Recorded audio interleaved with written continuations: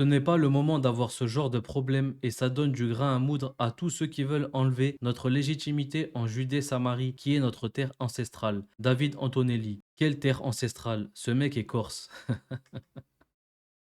Je ne savais pas que les Français payaient le dîner d'un groupe de lobbying Service d'Israël avec leurs impôts. C'est une bombe cette info. Ça fait déjà 21 mois et 77 ans. Et après, les médias osent faire une fixette sur le 7 octobre, comme s'il n'y avait rien eu auparavant. 60 députés membres de l'Assemblée nationale française sur un total de 577 ont la nationalité israélienne. Quand on voit qu'un tiers de députés à l'Assemblée nationale ont la nationalité israélienne, est-ce que leur prise de position dans les médias ou à l'Assemblée doivent nous choquer? Le projet de loi contre l'antisémitisme dans l'enseignement supérieur a été adopté hier, 366 pour, 88 contre. Clémence Guettet qui a tweeté: La Macronie vient de voter la fin du respect par la France des décisions de la Cour pénale internationale. C'est un scandale absolu. Se rendent-ils encore compte de leurs dérives? Nous ont alertés pendant les auditions sur les menaces qui pèsent sur le droit international en ce moment, parce qu'il est bafoué et remis en cause par de nombreuses puissances. Le vote auquel nous venons d'assister juste avant par la Macronie et par l'extrême droite participe à cette remise en cause au niveau mondial, par la voix de la France que vous représentez à votre façon, participe de cette remise en cause du droit international humanitaire. Vous ne m'écoutez pas, mais je vais continuer mon propos. Je pense que vous ne mesurez pas la gravité de ce que vous venez de voter. Vous avez dit: nous ne respecterons pas la Cour pénale internationale. Vous êtes la représentation nationale française. La France est engagée devant la Cour pénale internationale. Vous vous faites décidément une piètre idée de votre mandat. Ça ne nous étonne pas après 8 ans, puisque vous avez pu passer 8 ans à montrer l'impunité dont vous pensez jouir. Désormais, vous pensez également pouvoir en jouir sur le plan du droit international. Nous ne sommes pas d'accord avec ça. Et je redis une dernière chose, il y a des menaces contre des juristes de la Cour pénale internationale. Elles nous ont été rapportées. Et faire un vote comme ça, notamment de la part du bloc dit gouvernemental minoritaire, c'est une honte pour notre pays. Pour notre part, nous nous sommes opposés à ce vote. Les députés LR, RN et macronistes qui ont voté contre l'application du droit international au crime de guerre Netanyahou devraient être traduits en justice pour complicité de crimes contre l'humanité. Je veux profiter des quelques instants qui me restent dans mon intervention pour souligner quand même que je suis estomaqué du vote qui a eu lieu jusqu'avant. C'est-à-dire que les députés macronistes, les députés de droite, les députés du Rassemblement national viennent de voter contre l'idée que la France appelle à soutenir les mandats d'arrêt qui ont été délivrés par la Cour pénale internationale. Le respect de la Cour pénale internationale, le statut de Rome sont dans la Constitution française depuis la décision de Jacques Chirac à la fin des années 90 de faire que la France soit une partie prenante du statut de Rome et de la justice internationale. Vous venez ici, un certain nombre de députés, certains anciens ministres du gouvernement français viennent ici dans cet hémicycle de ne même pas prendre position pour appuyer les mandats d'arrêt de la Cour pénale internationale. C'est juste scandaleux le vote qui a eu lieu à l'instant et ça me paraissait très important de le souligner. Je veux profiter des quelques instants qui... Manuel Bompard qui tweet: Scandale, en commission des affaires européennes, les députés Rassemblement national, LR et macronistes viennent de voter contre un amendement appelant à appliquer les mandats d'arrêt de la Cour pénale internationale contre le Premier ministre israélien Netanyahou. Une honte. Ce soir a lieu le 39e dîner du CRIF. Le coût d'un dîner est d'environ 900 euros. Sur ce montant, 800 euros peuvent être déclarés via un CERFA. De ces 800 euros, 66% sont déductibles des impôts, soit une réduction de 528 euros pour les participants payés par le contribuable français dans un contexte de crise économique. Alors je résume pour les patriotes qui n'ont pas compris. Un événement séparatiste a lieu sur notre sol, facturé 900 euros et dont la présence de nos politiciens absolument pas corrompus est exigée. Sur les 900 euros, 528 euros payés par Nicolas et ça ne dérange aucun d'entre vous. 8 responsables d'un réseau de centres de soins dentaires ont été placés en garde à vue après une fraude qui aurait permis de détourner environ 10 millions d'euros à la CPAM. Le Parisien a oublié de préciser que ce système de fraude est organisé depuis Israël par Yair Haddad et Avner Tayeb. Les centres de soins dentaires et médicaux sont sous contrôle des CPAM. Dès qu'un ferme, il y a 2 autres qui ouvrent avec les mêmes dirigeants qui pour la plupart ne résident pas en France. Chose étrange, tous les dirigeants, 90% au moins, ont des noms à consonance israélienne. Bizarre. Alliance Vision, une fraude tentaculaire à 21 millions d'euros orchestrée depuis Israël. Un réseau de soins sous surveillance. Depuis 2021, la sécurité sociale française soupçonnait plusieurs centres médicaux opérant sous la bannière d'Alliance Vision d'activités frauduleuses. Ce réseau, fondé par deux hommes d'affaires franco-israéliens, Yair Haddad et Avner Tayeb, promettait des soins ophtalmologiques et dentaires accessibles, rapides et surtout bien remboursés. Mais derrière la vitrine d'une médecine moderne, les autorités ont découvert un système sophistiqué de fraude à l'assurance maladie. Et après, ils disent que les Arabes sont des voleurs. Si tu as passé une mauvaise journée, pense à Jean Messia qui s'est fait rejeter par ses propres frères nationalistes et qui en plus se persuade que ce sont de faux comptes. Dans le déni total. Ben oui Jean, même en changeant de prénom, pour eux tu restes qu'un arabe. Il a raison, être de droite ou de gauche n'est pas important. L'essentiel est de libérer la France de tous les lobbies, CRIF en premier. Le député LFI Sébastien Delogu a été perquisitionné à son domicile et à son bureau parlementaire après avoir déposé un article 40 visant l'ancien président du CRIF. Français, ouvrez vos yeux. Le CRIF a pris le pouvoir de la France. Nous sommes sionisés. Il n'est pas normal que tout le monde craigne cette organisation et leur intimidation est abjecte. Le chef d'état-major iranien a déclaré que si Israël attaquait de nouveau l'Iran, la réponse serait plus sévère et à plus grande échelle. L'Iran accuse les deux détenus français, Cécile Kohler et Jacques Paris, d'espionnage pour le Mossad, rapporte l'AFP. Ces chefs d'inculpation sont passibles de la peine de mort selon la loi de la République islamique. Cécile Kohler, professeure de lettres, et son compagnon ont été arrêtés en 2022 lors d'un voyage touristique en Iran. Retailleau, les honnêtes gens, ce sont ces pères et ces mères de famille qui se saignent aux quatre veines pour transmettre des valeurs à leurs enfants. Et Emery Caron qui lui répond « Les honnêtes gens, ils trichent pas à Interville, je crois. » Gaza, un ex-soldat réserviste de l'armée israélienne dénonce un nettoyage ethnique et se dit trahi par le gouvernement. David Guiraud qui démonte les propos de ce soldat israélien. Cet ex-soldat israélien utilise exactement les mots que j'ai employés en octobre 2023, il y a 1 an et demi. Je vous laisse contempler les réponses des journalistes à l'époque. La vérité prend l'escalier, mais elle triomphe toujours. Tenez bon. Qu'est-ce qui lui prend à Jean-Luc Mélenchon, David Guiraud? Bonjour. Bonjour. Qu'est-ce qui lui prend? Écoutez, je sais pas, moi, avec tout le respect que j'ai pour Jean-Luc, je suis pas d'accord avec son tweet. Il est faux de dire que Madame Braun-Pivet appuie un massacre. Madame Braun-Pivet appuie un nettoyage ethnique à Gaza.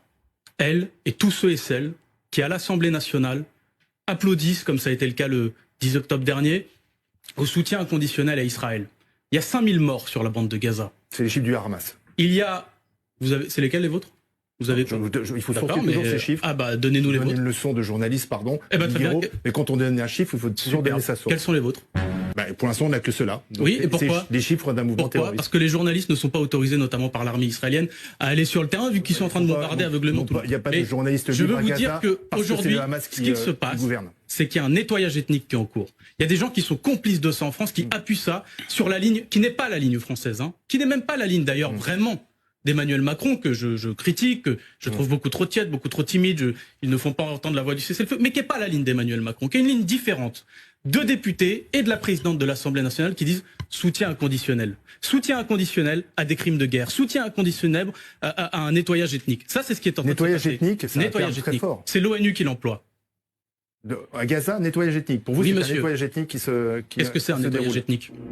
Quelqu'un a la définition? Non, vous l'avez pas. Bah, le nettoyage ethnique, c'est la volonté. Vous savez très bien que c'est pas un nettoyage ethnique, c'est une guerre contre des terroristes islamistes. On va partir sur pas parce qu'ils sont arabes que Israël les attaque, c'est parce que ce sont des islamistes terroristes. Un nettoyage ethnique, donc le c'est la terme pour moi volonté. est totalement impropre. D'accord. Un nettoyage ethnique, c'est la volonté d'effacer d'un territoire, de sortir d'un territoire une population. Quand vous sortez 1 million de personnes du nord de la bande de Gaza et que vous êtes en train de préparer le fait, en réalité, de dire que les 2 millions de Gazaouis doivent être exfiltrés vers les autres pays arabes, c'est la définition pure et parfaite d'un nettoyage ethnique. C'est pour pouvoir attaquer le Hamas et éviter les victimes civiles. C'est faux. Là, vous êtes dans un contresens total. Non, c'est un mensonge. Ah bon? L'armée israélienne veut prendre le contrôle de la bande de Gaza. Voilà. Elle ne veut pas éradiquer le Hamas, elle ne l'éradiquera pas. Mais ça, c'est votre interprétation. Non, c'est pas une interprétation. Non, il proclame pas vouloir éradiquer les Palestiniens de la bande de Gaza. Moi, j'ai jamais vu quelqu'un qui prépare un nettoyage ethnique dire je fais un nettoyage ethnique. La définition pure et parfaite d'un nettoyage ethnique reprise par la rapporteure spéciale de l'ONU dans les territoires occupés. C'est pas moi, C'est l'ONU. Donc vous dites à Emmanuel Macron qui arrive sur place, ne suivez pas la ligne Netanyahou, c'est ça? Ne suivez pas la ligne Braun-Pivet ni Netanyahou, parce que le problème, c'est qu'aujourd'hui, on a des responsables français, dont Monsieur Amiel en est un des représentants, qui applaudissent au soutien inconditionnel. Alors David Ce sont des crimes Amiel de guerre. est député de la Renaissance de Paris. Vous avez entendu ce que dit votre collègue de l'Assemblée nationale. Mais j'ai d'abord entendu que même David Guiraud n'arrive pas à défendre Jean-Luc Mélenchon aujourd'hui. C'est dire. Il a fait rien que ce tweet. C'est un tueur. Gaza, on parle de 600 personnes tuées pendant des distributions alimentaires. C'est du jamais vu. D'humanitaire, cette fondation n'en a que le nom. La GHAF est un simulacre, dénonce Michel Lacharité, Médecins sans frontières. C'est vraiment du jamais vu. Donc on parle de quand même 600 personnes qui ont été tuées pendant des distributions alimentaires, plus de 4000 personnes qui ont été blessées. Donc l'humanitaire, cette organisation n'en a que le nom. Donc c'est vraiment un simulacre. Ils sont soutenus par Israël et les États-Unis. Et donc c'est vraiment... et ce qu'on a vu aussi du ministre français des Affaires étrangères, c'est qu'il proposait de sécuriser les distributions. Or, on est vraiment dans une situation de famine où le principal problème, c'est le manque de nourriture. Les gens sont affamés. Ils se dirigent pour faire ce qu'ils peuvent pour nourrir leur famille, comme ce blessé qu'on voyait dans la structure de Médecins sans frontières. Or, de proposer de renforcer la protection de ces centres-soignants, c'est vraiment indigne et irresponsable. On a parlé des journalistes. Les humanitaires ont payé également un lourd tribut dans la bande de Gaza depuis 20 mois.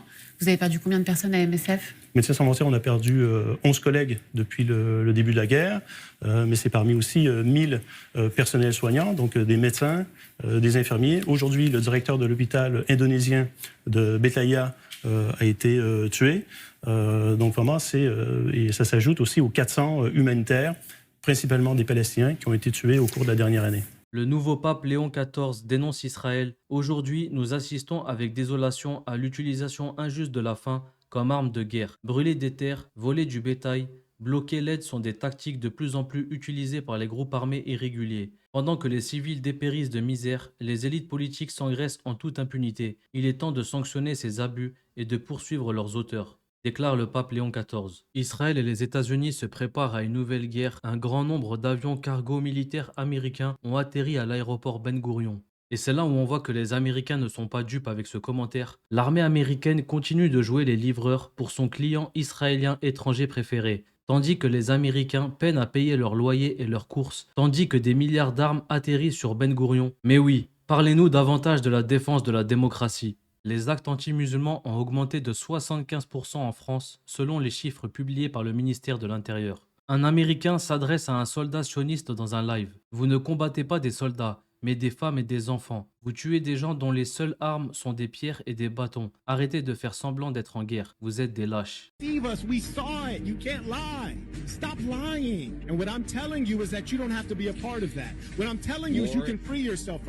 Israël poursuit sa politique d'effacement de Gaza.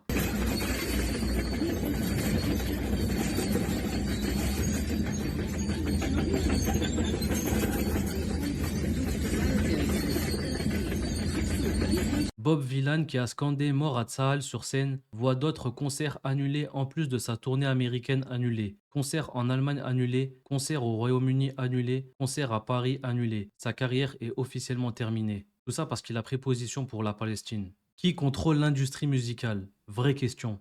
Une nouvelle agence Orpi a été brûlée dans la nuit à Golfe-Juan. C'est la deuxième agence visée par un incendie en une semaine, sur fond de tension après une altercation entre deux employés pro-israéliens et l'eurodéputé LFI Rima Hassan. Je parie ma main gauche que ce sont les groupuscules liés au sionisme qui sont derrière cela. Est-ce que ça ne serait pas la communauté juive qui a fait ça? Vraie question.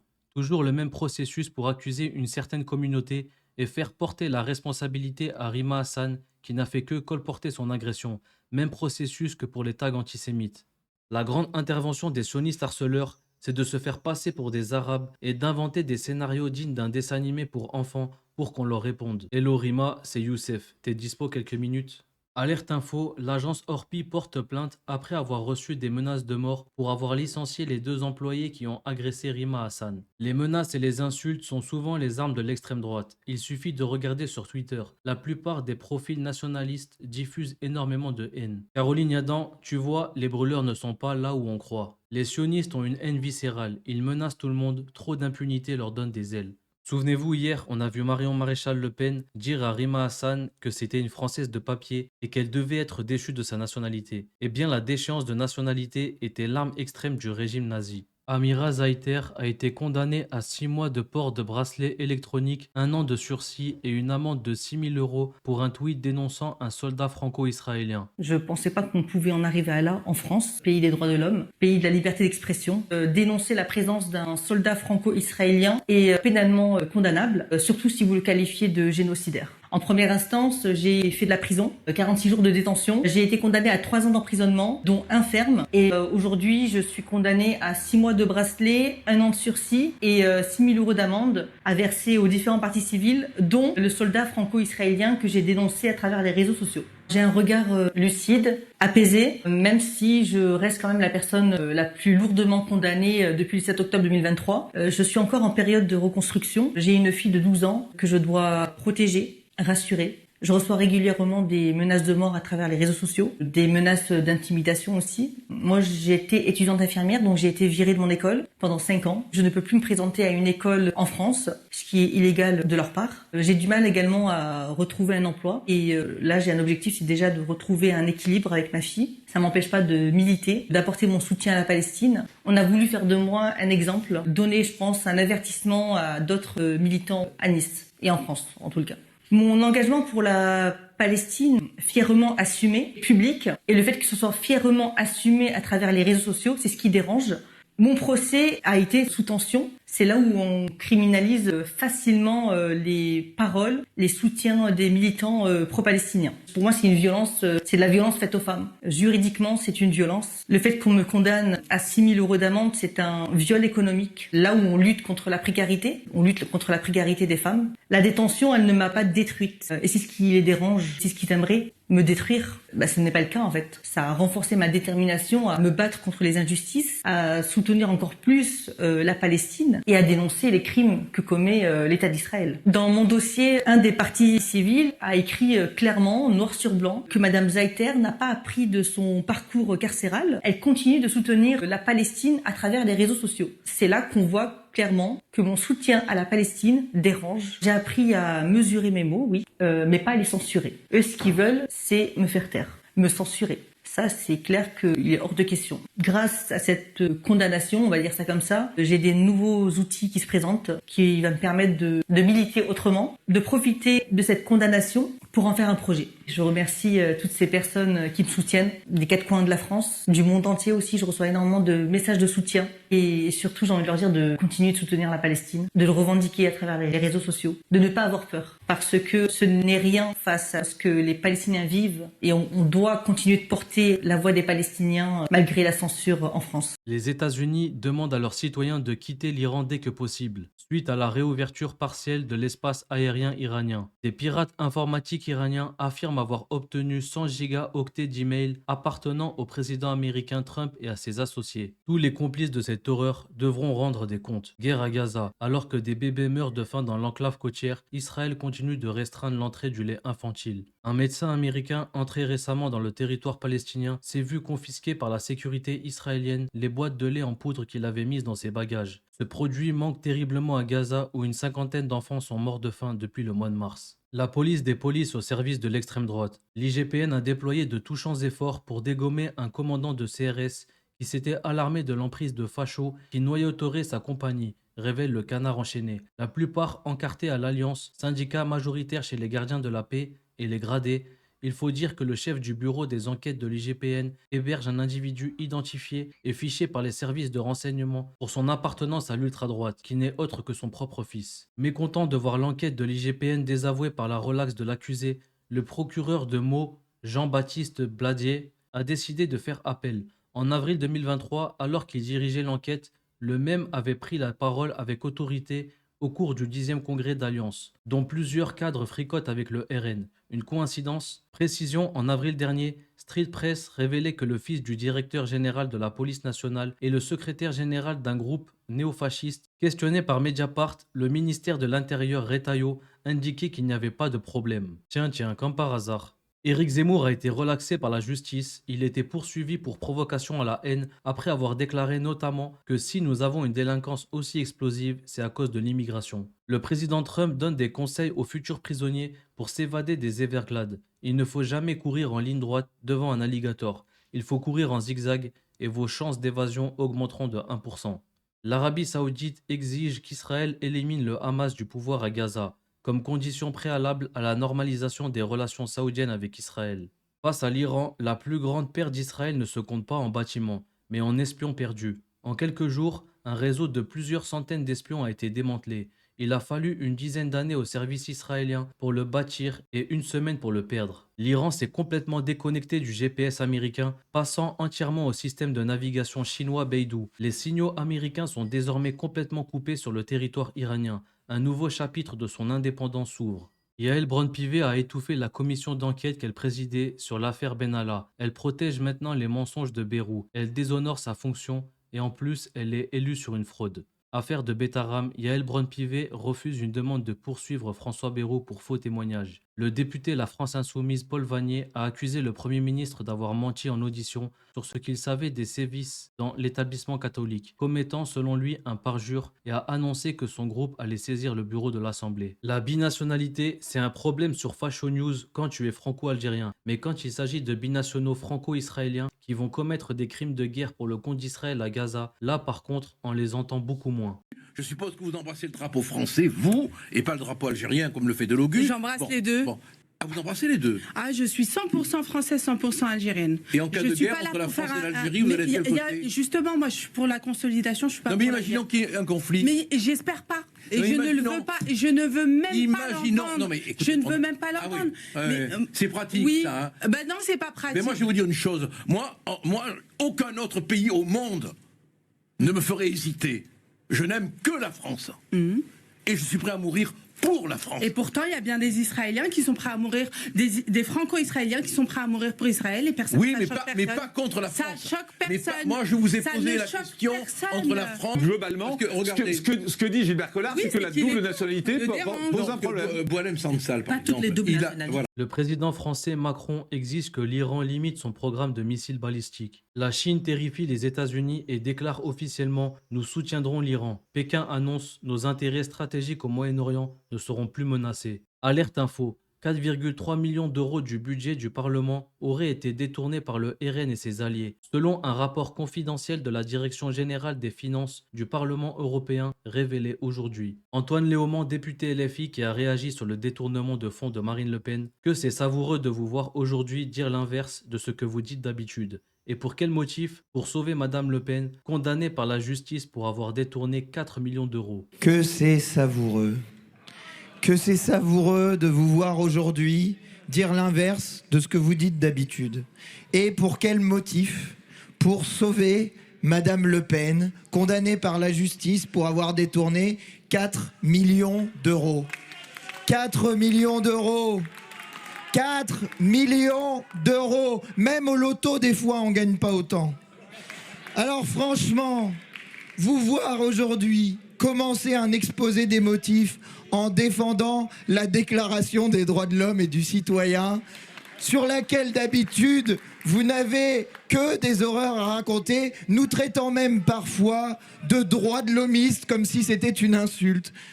Vous qui, il y a même pas une semaine, avez décidé de priver les personnes qui sont en prison et qui ne sont pas forcément condamnées du droit de vote, puisque vous faites en sorte qu'ils ne puissent pas voter. Or, un droit qui ne peut pas être appliqué n'est pas un droit effectif. D'ailleurs, un certain nombre de personnes sur d'autres bancs qui ont permis que cette loi passe devraient aussi se poser des questions sur ce qu'ils ont fait avec les voix du Rassemblement national. Il y a 63 ans, jour pour jour, Charles de Gaulle déclarait la reconnaissance de l'indépendance de l'Algérie par la France après le référendum du 1er juillet 1962. Le oui l'avait emporté à 99,72%.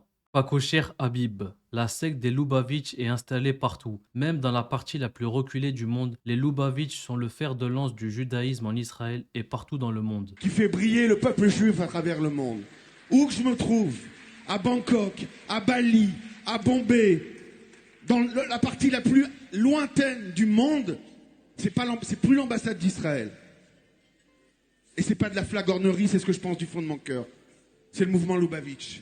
Ils sont là partout. Comment ils font, Baruch Hashem? Quelle force avait ce rabbi pour leur donner tant de force pour être partout? Quand vous allez aujourd'hui dans le bureau du Premier ministre de l'État d'Israël, qui est un de mes amis les plus proches depuis 22 ans, il y a des photos de sa famille, sa femme, ses enfants, son frère Yoni qui a été tué à Entebbe. Il y a une photo de Binyamin Netanyahou avec le rabbi de Lubavitch. C'est le seul étranger qui est dans son bureau. Regardez la force de ce rabbi de Lubavitch qui nous a donné l'amour du peuple juif et l'amour d'Eretz Israël. Vous, qui fait briller le peuple. Et vous, donnez-moi vos avis en commentaire sur l'actualité qui vous a le plus rendu triste, mis en colère ou bien même fait rigoler.